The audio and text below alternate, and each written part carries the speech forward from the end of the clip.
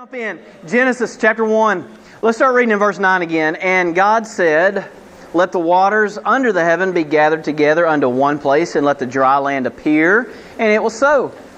And God called the dry land earth, and the gathering together of the waters called he seas. And God saw that it was good. And God said, "Let the earth bring forth grass, the herb yielding seed, and the fruit tree yielding fruit after his kind, whose seed is in itself upon the earth." And it was so. And the earth brought forth grass, and herb yielding seed after his kind, and the tree yielding fruit, whose seed was in itself after his kind. And God saw that it was good, and the evening and the morning were the third day. Okay. So we're looking closely here at day 3. Okay? Day 3 of creation. And so far, we've discovered some interesting things. Now what we're going to do is we're going to learn another very interesting fact. Okay? And here's the interesting fact. God did not, are y'all ready? God did not form every single species of plant that you see around you today. Especially today. We got all this GMO stuff. I can assure you, genetically modified corn, peaches and cream was not on the earth at creation. What are those tomatoes you gave me? What are those tomatoes you gave me, Rita? Devil's toes, or what are they called? What are those? Tommy toes. Where did I get devil toes? I think it's just because they're devilishly good. They're red. Look, I couldn't hardly grow those things because anytime they turned just slightly orange, I was eating them. They're good. Yeah.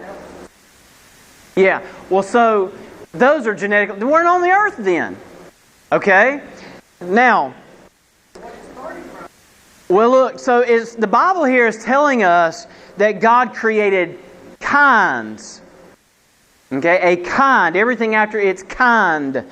Now, when we talk about a kind here, it is the purest base form from which all subsequent species would derive their forms. We have, for example, and this is not a plant, but we have a very highly advanced animal in our household. It's a mutt. Okay? It is a mixture, and the species is so hybrid. He is not in the most base form. In fact, I would say he has lost quite a bit of the genetic code because he is absolutely stupid. Oh. He is. Jack is stupid. If I showed you a picture of Jack, the first thing you would say is, "That dog is stupid." I'm not kidding. He's like this. This morning, we're sitting there before time to come to church, and we've got this ottoman in our living room, and he comes tearing across the floor, and he's going to jump up on that ottoman, and he jumped a little too quick, and he, boom, smacked right into the ottoman. He didn't make it. He's stupid. He's just dumb. He's missing. He don't have that part of the genetic code. Okay, yeah, but he is from the kind dog. Okay, and plants, same way. They're in their most pure, basic forms at creation. And oh, by the way, without the outside influence of disease, of pests, things that destroy it. Okay, you've got to remember, this is before we have any sin in the world. Okay. So these are pure, and when I say pure, I really mean that in every sense of the word. Divine even, agricultural life. I wish we could see it.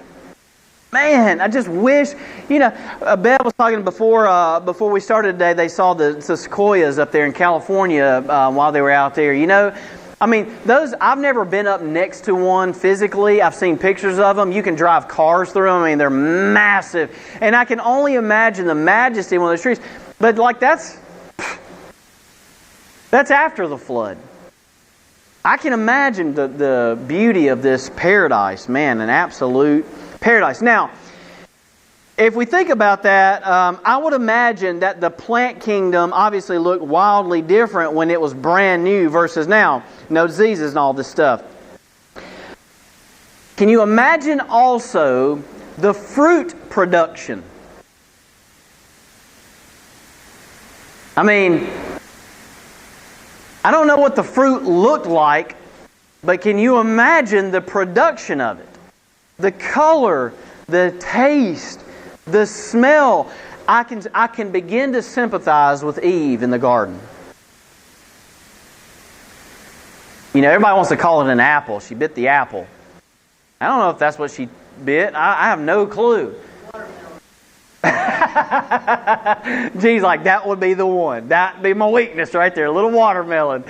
But I'm sure it was incredible. Now, on a side note, speaking of the Garden of Eden was full of herbs and fruits in their purest, basic forms. And so, do you think the fruit of the tree of the knowledge of good and evil, do you think it has a derivative form today?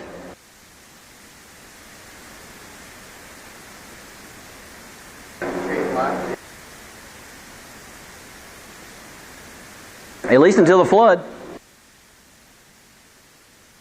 Likely.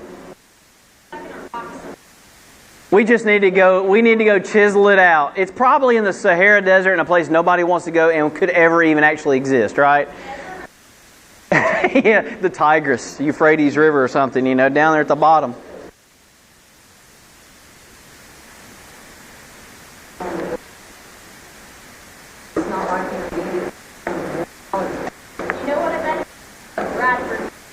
Yeah, those things, all they do is break off limbs. It's fruitless. Whatever it is, it's fruitless. It's fruitless now. These are just thoughts. These are my musings, okay? So I'll just grant you that. I'm not like driving towards some biblical answer here, but these are the kinds of things that when you read the Bible, please, please, please explore. Think about it. One of the scariest things about Genesis in particular is it's not hard to let your mind explore alternative thoughts that are nothing like anything you've ever been taught. But if we just kind of stayed in that safe zone, none of us would be rightly dividers. Because if right division has taught us anything, is that we're Big Bird.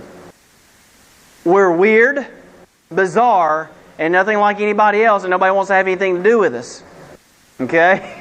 And so it's important for us, I think, when we read the Word, to consume it, to enjoy it, and dare I say, even be entertained by it. These are entertaining thoughts. I mean, let's just say the pure form of the knowledge of the tree of the knowledge of good and evil, its base form is somehow influential in the plant breeds that still exist on the earth today. I mean, that's just a neat thought to me. There's a relic of it still in existence. I mean, that's just a neat thought. It's neither here nor there. Okay? But nonetheless, just kind of thinking out loud. Bev, were you about to say something? Yeah, I have a question. Okay. Okay. Verses 4 through 5 talk about life and death. Yep. And then... Not till verse 14 that you get the sun. Yeah. So 14 through... it talks about lights. So there's an artificial... about artificial... not artificial. Light form. Not a moon. Mm-hmm. I've heard somebody say that they had to be 24-hour days to have plans of the sun process. So it made it...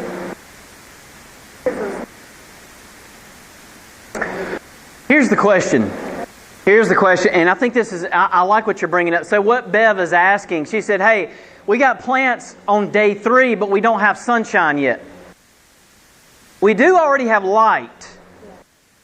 The question here, and what was interesting is the way you phrased it, and you said plants need the sun. Is that true? Plants need light. Do they need light from the sun?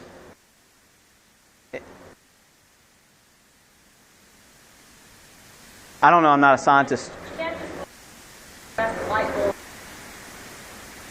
Yeah, that's man-made light though. That's the reason why it doesn't work. I think if you put them in a tanning bed, they explode. And they just pop out fruit. And I don't know. I really don't. I really don't. Is it UVA, UVB? I don't know. Anybody? Any takers? We have a grow light. Yeah. A grow light? Yeah, a grow light for our cats. I knew it, Bev. You're a cat lady.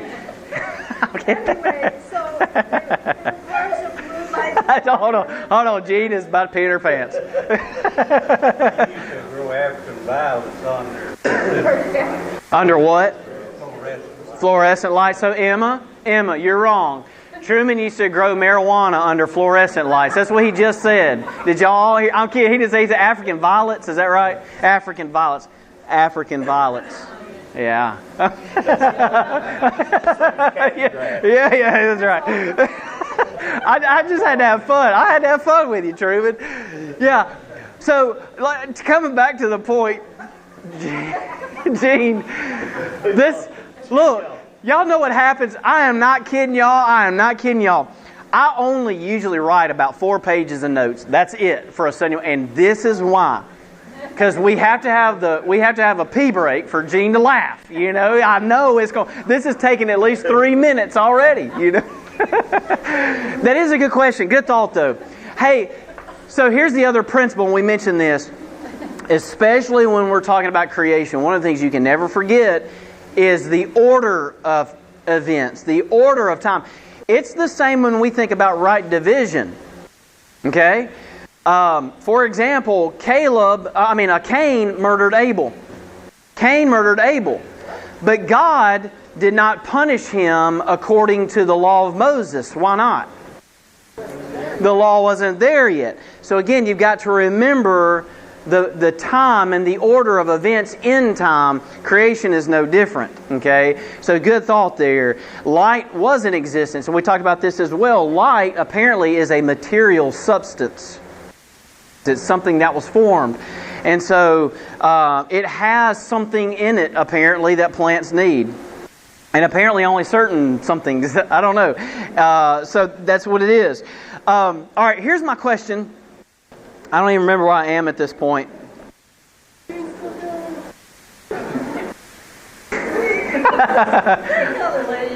Are you still laughing about cat grass? In case y'all missed it, Beverly apparently has a patch of grass for her cat. Is that right? In the winter, we In the- can't go out, and well, we did let her out before the sun. And our house isn't bright enough in the winter. Does this cat appreciate your efforts? Because that is a lot. Norm is just a lot. Norm, I have a question. Do you have an indoor weed eater to trim that grass and make sure it stays? I'm kidding with you. This is too much fun. She just eats it. That's it. She just eats it. All right. All right. So, let me ask you this, Rita. Are you still working at the co-op? Okay. This is a co-op question. Rita, what do plants require to grow and produce fruit?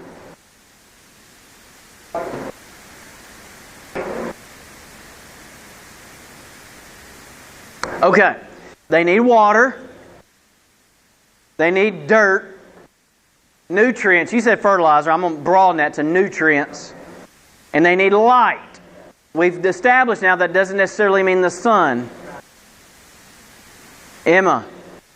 So what you're saying, Hold on. Is this going to make Gene laugh again? maybe.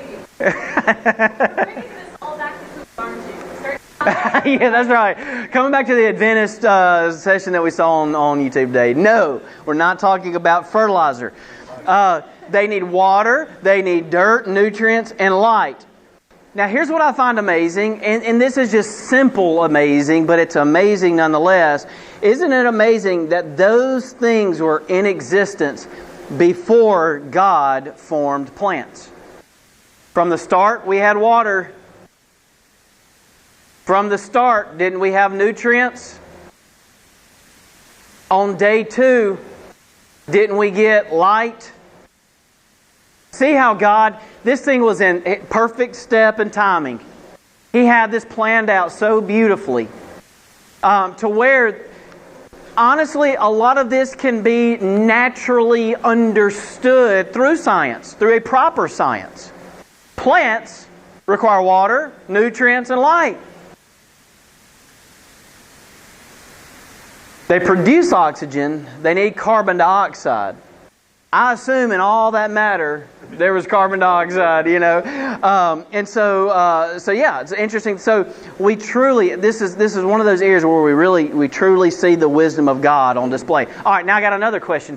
These are sort of miscellaneous, weird, make you think questions.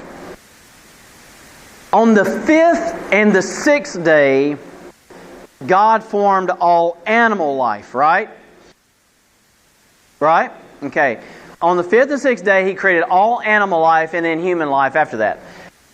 Let me ask you this, Rita. What did they eat? Let me state my question again, and this is going to start to draw out the real oomph of my question. On the 5th and 6th just day, God formed the animal kingdom. I'm positive they started to eat pretty quick. You seeing where I'm going? What did they eat? Now, here's the reason why this is, at least to me, an interesting question. And Rita's going to love this because she's going to be like, yes, I got you. I knew it. It wasn't 24-hour periods of time. Here's the reason why this is an interesting question. They ate vegetation. The vegetation that God formed on day 3. Okay? It was just 2 short days later. Really just a day, a full day, and then a little bit of time later, where all of a sudden we've got the animal kingdom, and now they need some vegetation to munch on. Okay? And so, but plants were still very young at that point. All right, cotton. When you go out and you plant your garden. Do you have a garden this year? Got lazy on me, Cotton. In the past, Cotton, when you've planted a garden, after you go out and plant that seed, do you go out in 2 days and start picking vegetables? Depends on how the old plants look. It depends on what fertilizer you use, huh? The answer is no.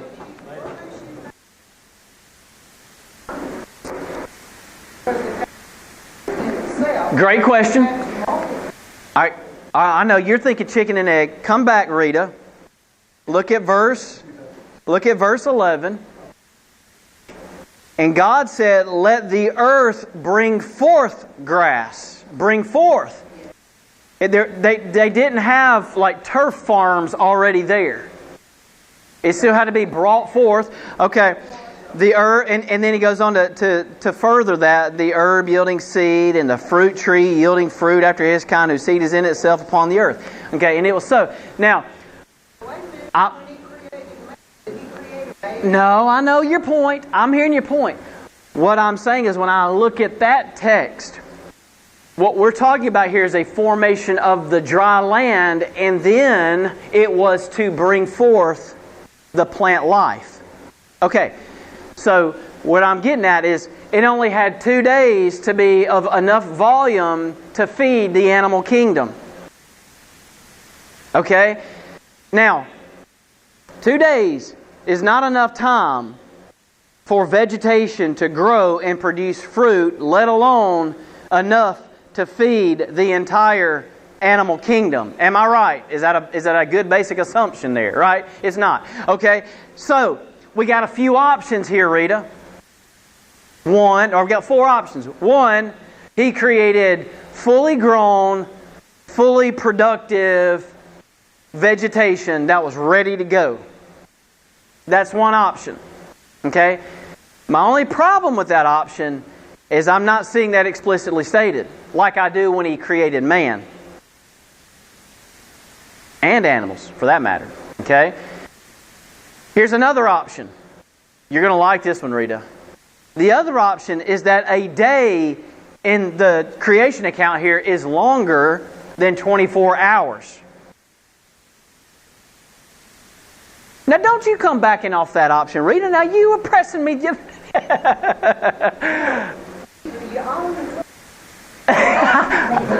Hey, personally, I've got 2 more options. I'm not finished. This brain is big. I got a lot of stuff up here. I think that option is also ridiculous. I do think it was 24-hour periods of time. Okay? Option number 2. Option 3, I actually already had, and I called it option 1 a second ago. So I've got my order out of whack. There is only 3 options.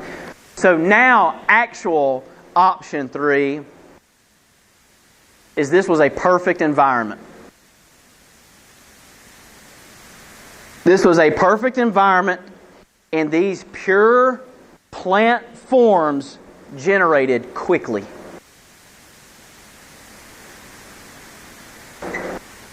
Remember, no weeds, no diseases, no resistance.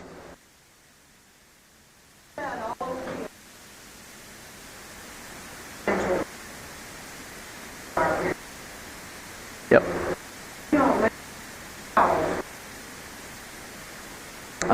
But what does it say at the end of verse 12?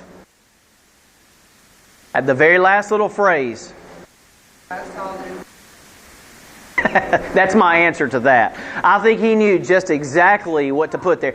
Now, and he did the same with the animal kingdom, and I think he did put those things in balance, all right? I don't think he had to have game wardens traveling around making sure they only hunted a certain amount of animals, okay? I think he had it just right. And so now, hey, let me just go ahead and say, again, I am not trying to teach Genesis from a scientific or a logical perspective in that sense, or an academic perspective. I am purely looking at it right there. I do not get anything about adult mature plants.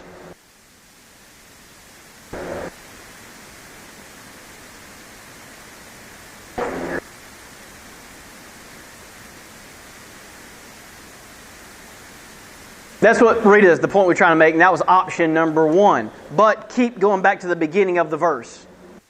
And it says, let the earth bring forth what? Grass, fruit trees, herbs. We get on down, herbs, fruit, and grass. Okay, 3 basics. Okay? Chapter 2, verse 5. What's it say?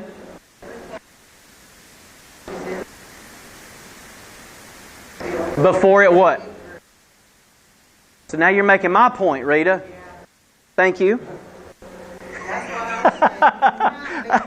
I told you I am trying to be exclusive to the... I don't. It says what it says.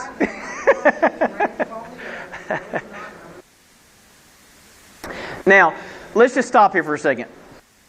I'm going to ask y'all a basic question about God. Can He? Can He? Can God? Can He what, Greg? Fill in the blank. Can He? Okay? Now, when it comes to God's command, let's just narrow it to the plant kingdom. Does He have command of the plant kingdom? And when I make such a statement, can I justify that from the Bible? All right, let's just see. Look with me. Before we go to that point, y'all go to Genesis chapter 3. So again, this is a perfect, pure environment. Okay? Rita, thank you for Genesis chapter 2, verse 5. That said, before they began to grow. Now come with me to Genesis chapter 3 and notice again some qualities about this environment that God has, formed these plant life in the earth. Genesis chapter 3, look at verse 18. This is when God is now pronouncing His judgment on man because of sin. And look what He says in verse 18. Thorns also and thistles shall it bring forth to thee, And thou shalt eat the herb of the field, in the sweat of thy face shalt thou eat bread, till thou return unto the ground. For out of it wast thou taken, for dust thou art, and unto dust thou shalt return. Here's what we learn from that. It wasn't until after the fall, when God pronounced a judgment on mankind, that now suddenly this perfect, pure environment for plant life now has some resistance. Nothing to draw nutrients away from it. Nothing to threaten its life. No kudzu. They were as well. They were as well. And so we'll get into that. We'll get into that because there was a curse. Yeah, a curse which will be lifted, by the way. All right, now, what was I getting to a second ago? Oh, does God have command of plant life? Y'all go with me to Psalm 104.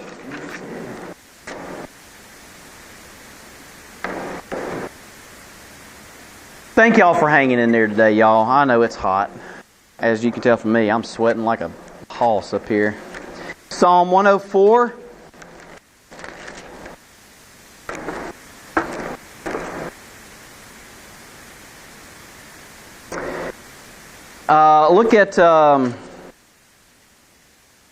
Look at verse 14.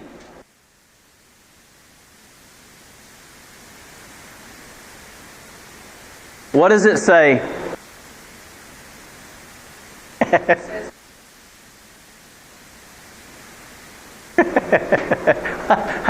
Hey, Rita, I always love what the Bible says, what I want it to say. I think, and I think I stand on pretty good ground here. Did you stop trying to be that, Rita? Don't stop being a manipulator of the Bible. Just let it say what it's going to say. It says, He causeth the grass to grow for the cattle and herb for the service of man, that he may bring forth food out of the earth. All right, go with me. Again, so now, okay, we're still going to talk about God having command of His creation. Go with me to Matthew chapter 21. Now, in Matthew 21, you're going to see the dark side.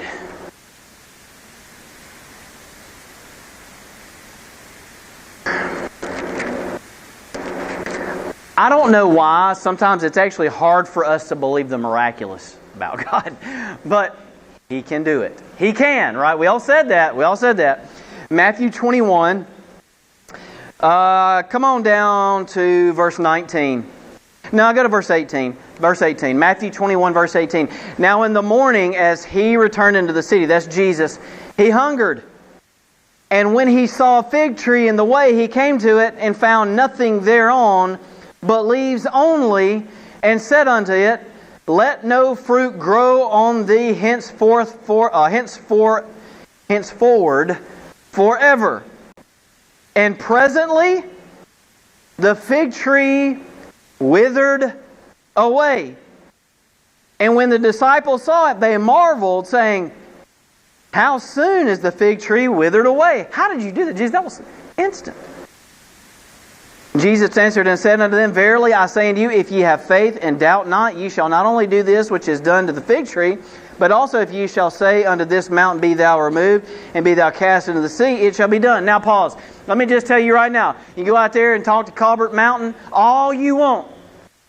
And say, Get out of here. Go.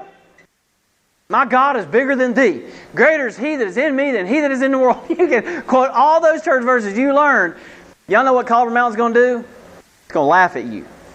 It might even grow taller. I don't know. Okay? It is not going to be removed. That's because you've got to think dispensationally. The point that I am trying to draw from this is the command that God Almighty has over all things, including plant life. Now, for what it's worth, when I go back to Genesis chapter 3 and I think, well, where was all the food for these animals by the time we get to day 5 and day 6? I think in 2 24-hour periods of time, they grew. So here's my challenge. Prove me wrong. Caleb, you like my challenge? Prove me wrong. And so, hey, you might do it. And that's all good. But I'm just saying, if I'm just taking this thing, just a biblical perspective here, now remember, Hebrews 11 tells us, by faith we understand that the worlds were formed by the Word of God, right? Were framed, he says there. And so, one thing you have to remember throughout this study is that the earth then was not at all as you see it and experience it now, including plant life. Okay? It takes us a month or so to grow anything. Back then, it didn't. So, all right.